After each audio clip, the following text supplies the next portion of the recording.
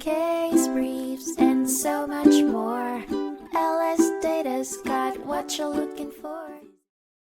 A property dispute sparked by ambiguous deeds put two neighbors, Walter Nars Powell and Schultz, at odds over the correct boundary definitions for their respective lands. The disputed territories included both uplands and tidelands, with the crux of the conflict stemming from conflicting conveyances made by a common grantor, H.W. and Martha White. The Whites had previously transferred tidelands to Powell. This contentious issue escalated to the trial court, where a judgment ruled in favor of Powell, erroneously placing the boundary line 8 feet south of Rocky Creek rather than its center. This interpretation served the interests of Powell by granting him over 500 feet of tidelands, a substantial increase from the 300 feet initially intended by the Whites. Schultz, not satisfied with the lower court decision, sought an appeal. The appeal court agreed with Schultz's plea. They observed that the original conveyance held an exception for lands previously handed to Powell. The interpretation took a misstep by neglecting the nuances of the deed, which led to an incorrect placement of the boundary.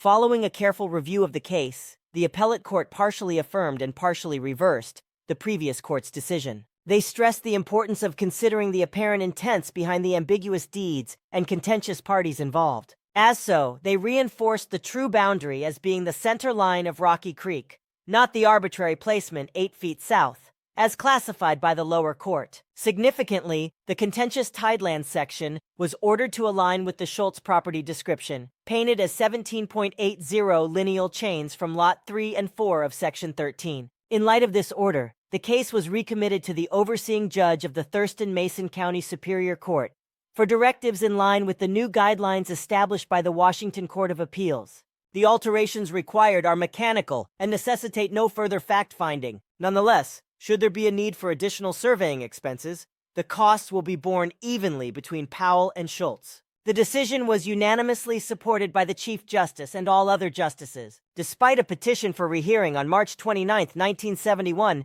the Supreme Court denied it, alongside subsequent review appeals raised on May 6, 1971. Thus, the revised judgment took firm standing. Case briefs, and so much more.